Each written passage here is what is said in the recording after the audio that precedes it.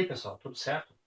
Na aula passada, nós introduzimos o conceito de campo elétrico, que eu defini como uma razão entre a força elétrica exercida sobre uma certa partícula dividido pela carga dessa partícula.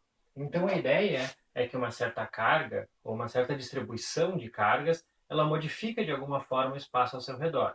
E essa modificação a gente chama aqui de campo elétrico. Então, nós vimos que, por causa de uma partícula pontiforme, o campo elétrico vai ter uma expressão matemática que pode ser escrita dessa forma aqui, né, onde eu considero que a partícula está na origem de um sistema de coordenadas e o meu campo, se a carga for positiva, vai apontar radialmente para fora e vai decrescer com o inverso do quadrado da distância em relação ao ponto onde eu quero definir esse campo. Então, a gente viu como calcular campos elétricos para distribuições discretas de carga. Ou seja, eu tinha lá um conjunto de algumas partículas, uma, duas, três, e se eu quisesse calcular o campo elétrico em um certo ponto gerado por essas partículas, o que eu tinha que fazer é determinar o campo associado a cada uma delas, sempre usando uma expressão desse tipo aqui, e depois somar vetorialmente esses campos naquele ponto. O que nós vamos ver na aula de hoje é um caso um pouquinho diferente, né? Nós vamos considerar distribuições contínuas de carga. Ou seja, eu tenho cargas que estão ao longo de uma linha, ou sobre uma superfície, ou sobre um volume, né? E aí nós vamos, a partir dessa expressão aqui do campo elétrico de uma carga pontiforme, calcular campos para algumas distribuições de carga que são bastante simétricas e que a gente consegue resolver as equações. Tá? Então vamos lá. Nas situações que nós vamos considerar hoje, a carga ela vai se distribuir ao longo de um certo objeto, né? Então a gente pode ter casos em que essa carga se distribui ao longo de uma linha, então a gente vai ter uma chamada distribuição linear de carga, e essa distribuição linear de carga vai ser caracterizada por uma certa densidade linear de carga. Essa densidade linear de carga normalmente é representada pela letra grega lambda, e isso aqui vai ter dimensão, então, de carga por unidade de comprimento. No SI vai ser Coulomb por metro. Em outros casos, a carga vai se distribuir sobre uma superfície, né? Então, aqui eu vou ter uma certa distribuição, uma certa densidade de carga superficial. Normalmente, essa densidade ela é representada pela letra sigma. Isso aqui representa uma certa quantidade de carga por unidade de área. No Sistema Internacional de Medidas, a gente vai ter Coulomb por metro quadrado como sendo a unidade dessa densidade. E por fim, a gente pode ter casos em que a carga se distribui em um volume, né? Aí a gente vai ter uma distribuição volumétrica de cargas, vai ser caracterizada por uma certa densidade volumétrica de carga. Normalmente a gente representa essa densidade pela letra ρ, e isso aqui vai ser uma quantidade que tem unidade de carga por volume. No SI, Coulomb por metro cúbico.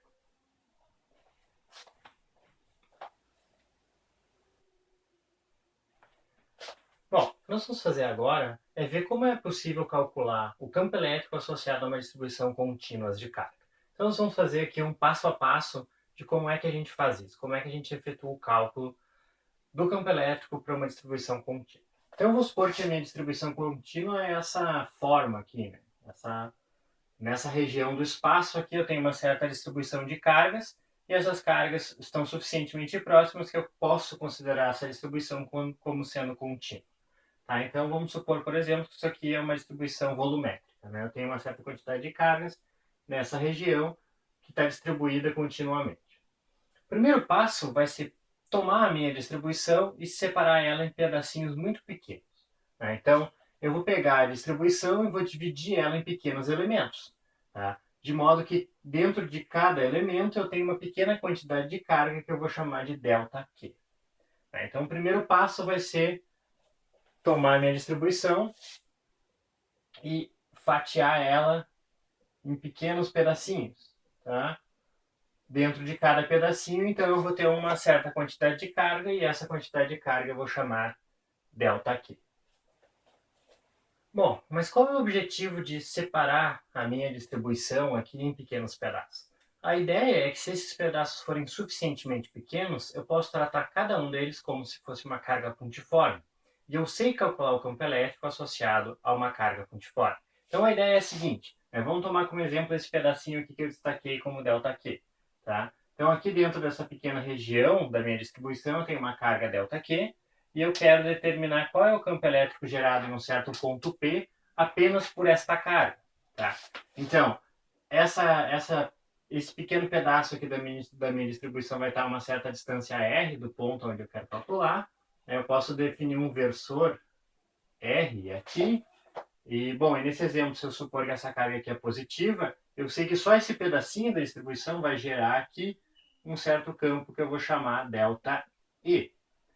E eu sei calcular esse campo, porque se esse pedaço aqui for muito pequeno, eu posso tratar ele como uma carga pontiforme e o campo elétrico associado a uma carga pontiforme vai ser dado por essa expressão aqui.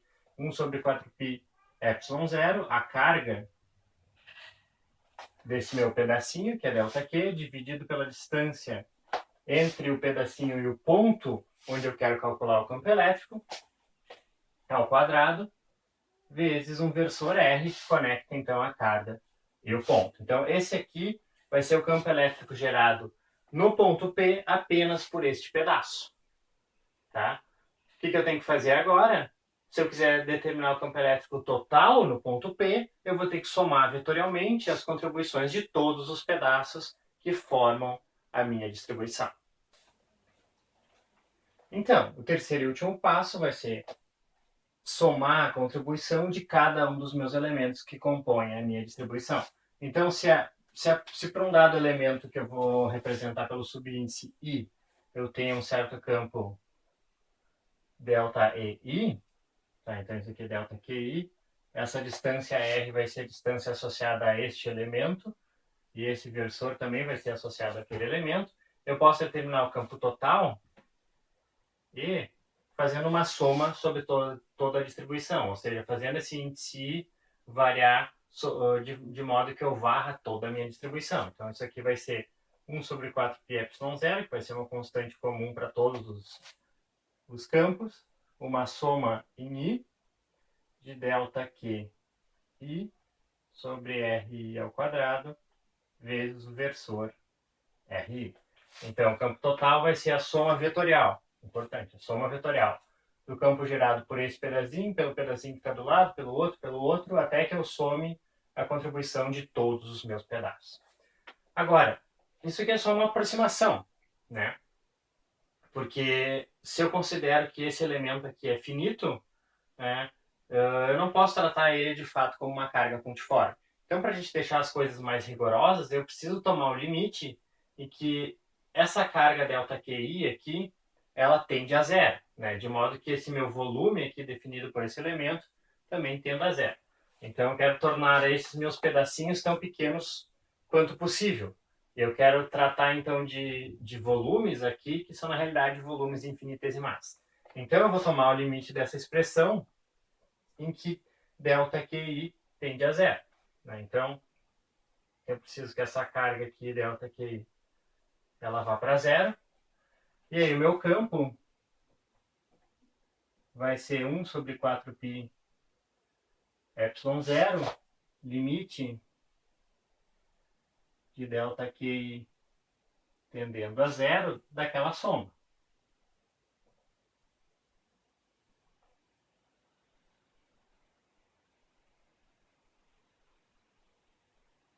Certo? E quando eu tomo esse limite aqui, essa soma aqui vai se transformar em uma integral.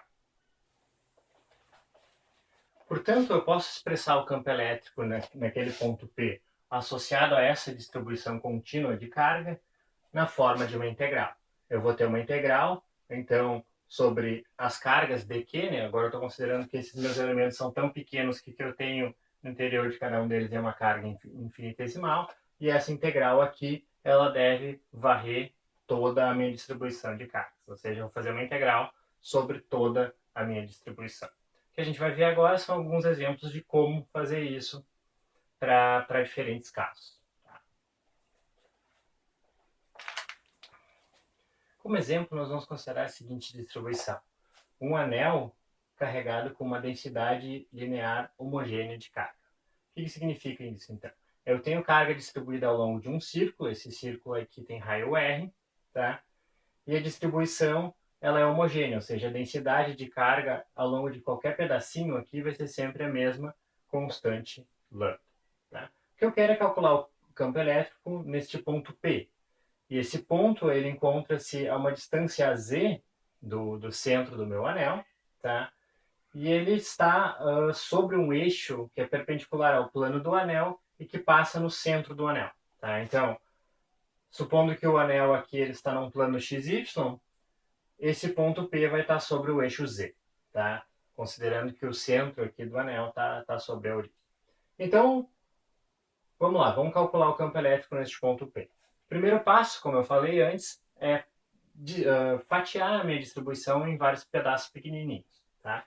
Então, eu vou pegar um certo segmento aqui, tá? Um segmento desse meu anel, e vou considerar que neste segmento eu tenho uma certa carga infinitesimal dQ. Tá? Como eu sei que a distribuição linear de carga é constante, eu posso escrever essa quantidade de carga dQ como o produto entre a densidade linear de carga e o comprimento do meu segmento, que eu vou chamar de ds. Tá? Então, esse ds aqui é um comprimento de arco ao longo deste meu anel. O próximo passo é determinar o campo elétrico associado só a este pedacinho.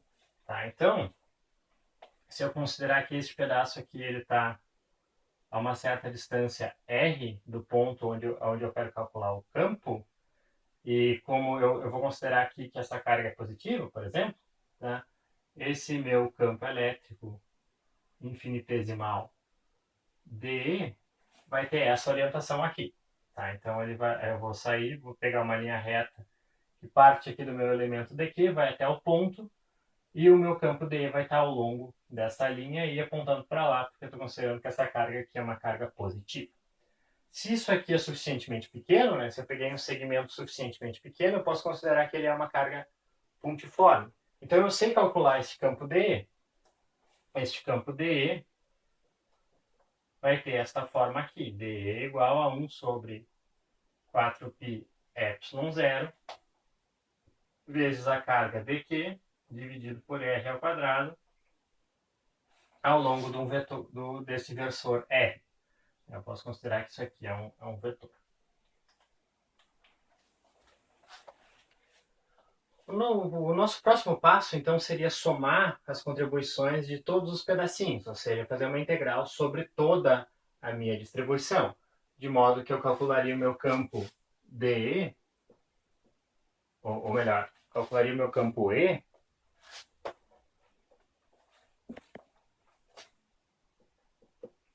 como sendo uma integral desses campos DE sobre toda a minha distribuição. Então, eu teria que resolver a seguinte integral, 1 sobre 4π ε0, integral sobre toda a distribuição de dQ sobre R ao quadrado, tá? Vezes o meu versor R. Mas, em vez de resolver essa integral aqui, eu vou dar uma olhada na simetria do meu problema, tá? De cara, a gente percebe o seguinte, né? Se eu pegar um outro elemento dQ de mesmo comprimento, só que se encontra lá do outro lado, ou seja, diametralmente oposto a esse aqui, né? Aqui eu vou ter um outro dQ, esse pedacinho também vai gerar um campo lá, só que este campo vai ser assim. Vai estar para cá. Tá? Então, pela simetria do meu problema, quando eu somar vetorialmente só esses dois vetores aqui, o que eu vou ver é que as componentes ao longo do eixo Z vão se somar, e as componentes perpendiculares ao eixo Z, que estão no plano XY, elas vão se cancelar mutuamente. Né? Porque cada um desses vetores aqui, eu poderia decompor em uma componente que está ao longo do eixo Z e uma componente que vai estar perpendicular a esse eixo Z nesse plano XY.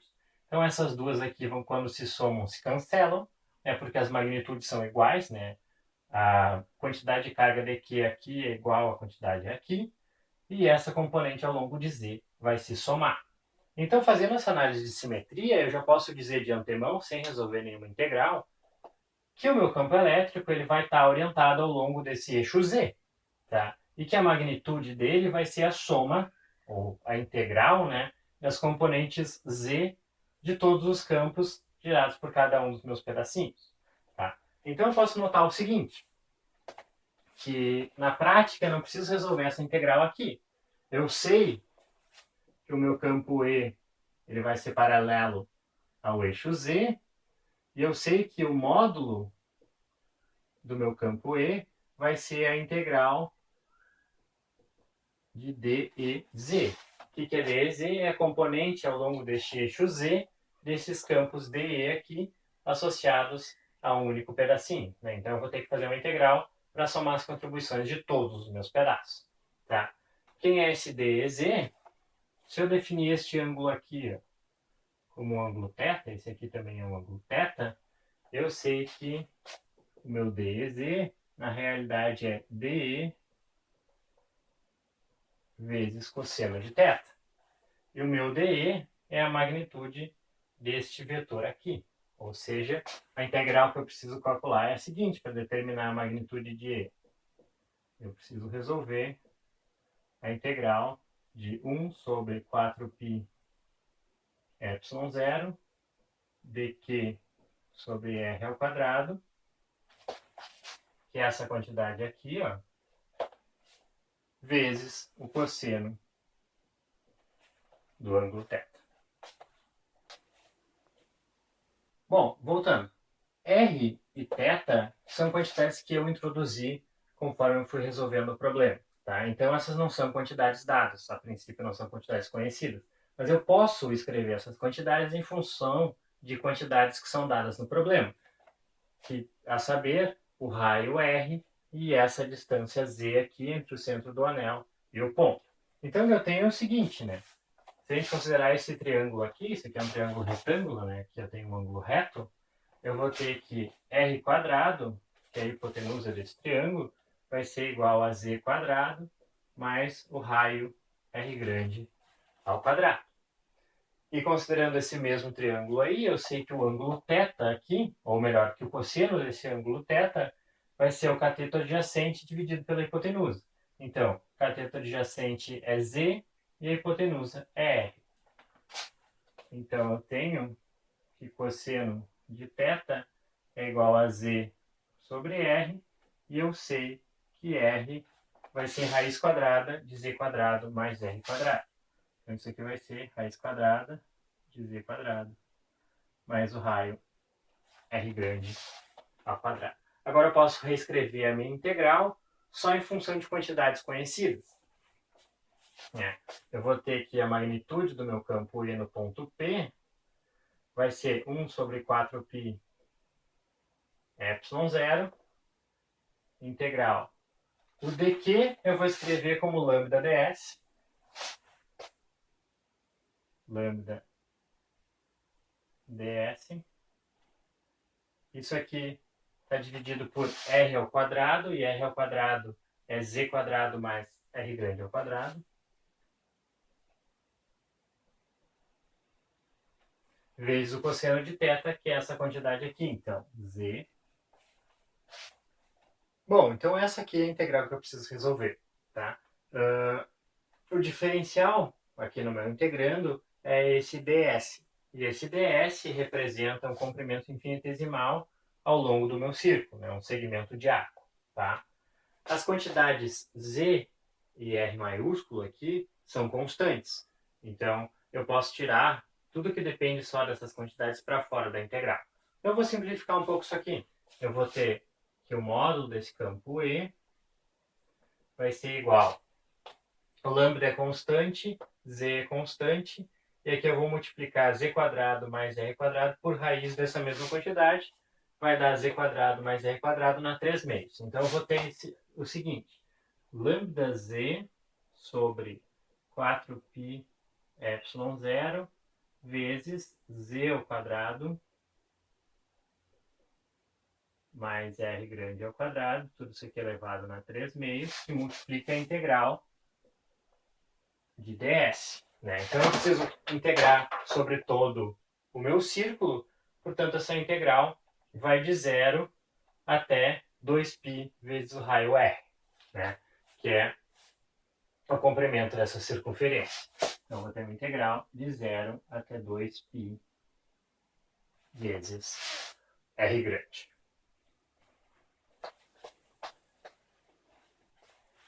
Resolvendo essa integral aqui, isso aqui vai dar simplesmente 2π vezes R grande. Então, eu vou ter aqui o meu módulo do meu campo E no ponto P, vai ser lambda z vezes 2π R grande, dividido por 4π ε0, z ao quadrado mais R grande ao quadrado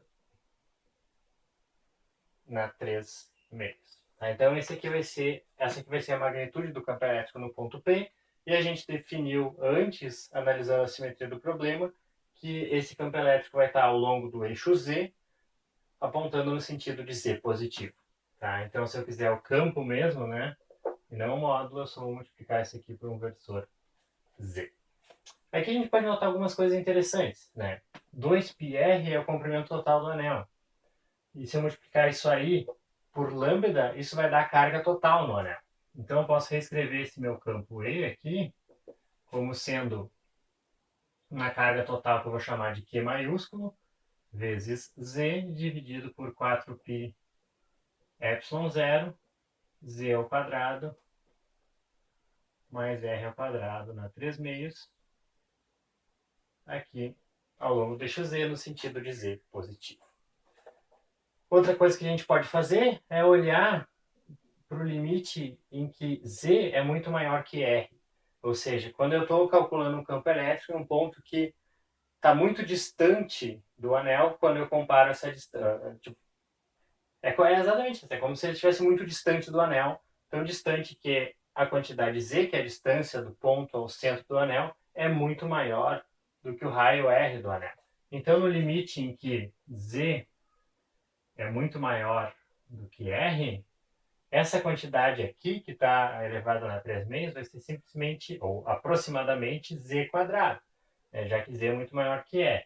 Então, nesse limite, o meu campo E vai ser igual a 1 sobre 4π ε0, que aqui embaixo vai dar um Z ao quadrado elevado na 3 meios, que dá Z ao cubo, corta com o Z de cima, fica só Z ao quadrado, vezes um versor Z. Isso aqui tem a mesma cara de um campo elétrico de uma carga pontiforme. Então, quando eu estou olhando muito de longe, ao longo desse eixo Z, que é perpendicular ao plano do anel e passa pelo centro do anel, eu vejo um campo elétrico que é muito parecido, que é igual, na realidade, ao campo elétrico de uma carga pontiforme.